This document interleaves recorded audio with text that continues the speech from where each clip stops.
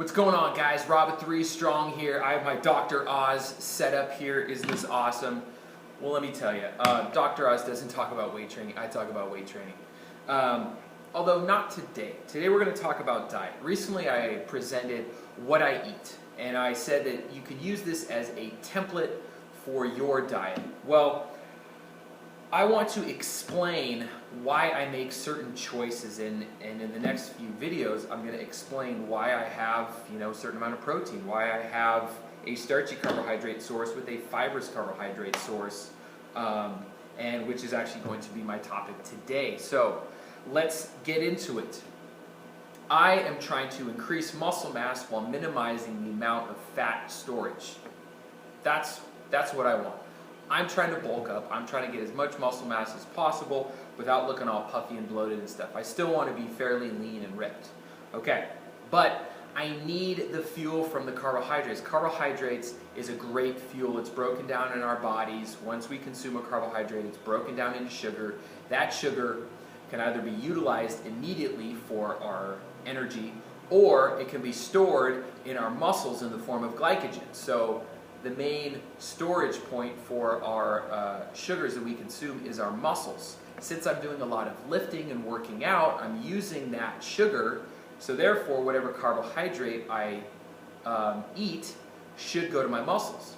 However, there is a limit. I'm not consuming a bunch of ice cream and cookies and all this stuff. I am limiting myself to probably about 250 to 300 grams of carbohydrates a day, so I make sure that I'm fueling my muscles and nothing more.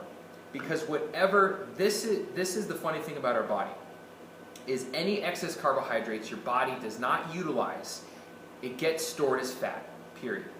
So that's why you can get fat from sugar. You're not going to get fat from fat. You're going to get fat from eating way too much sugar, because we're consuming way too much. Think about this. This is half a sweet potato. This is 50 grams of carbs right here. 50 grams of carbs. That's not much. So if I have a few of these in a day, I'm well over 300 grams of carbs. And really, I don't want that. Maybe I can use that later once I increase my body weight, but right now I don't need that. Because this is one of the things that happens. Look at this. I cook the sweet potato and it gets nice and soft. Really easy to break down. I barely have to chew. There's no crunch to it. So this is going to get broken down very easily in my system. So if I just eat this sweet potato with nothing else, it's easily going to be digested, and therefore, I don't know exactly how much is going to go towards muscles or how much is going to go towards fat storage, but I want to make sure that my body slows down this 50 grams of carbs. That's where the vegetables come in. The reason I don't cook my vegetables, even though I can, but for these purposes, is I need to consume these carbohydrates, because that is absolutely going to fuel my muscles for the amount of work that I'm doing. I have these raw, crunchy vegetables, nice mixed colors, purples, reds, greens, oranges, all that stuff. And do you notice that this is roughly about 3 times the amount of vegetables that I have than the starches?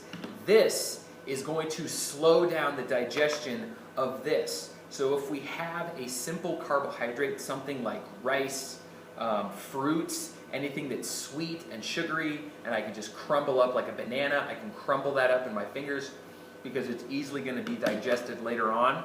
I'm slowing it down by having these large amounts of vegetables. And like I said, it's going to be about 2 to 3 times the amount of carbs that you have in terms of volume.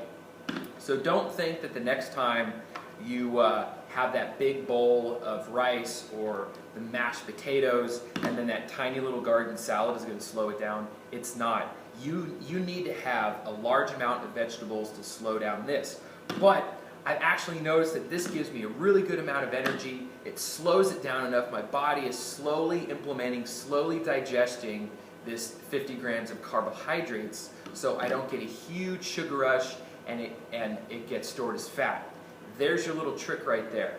Eat your crunchy raw vegetables. Have something crunchy, something that's really low in calories, something that's colorful with something soft and starchy be it rice, potatoes, whatever.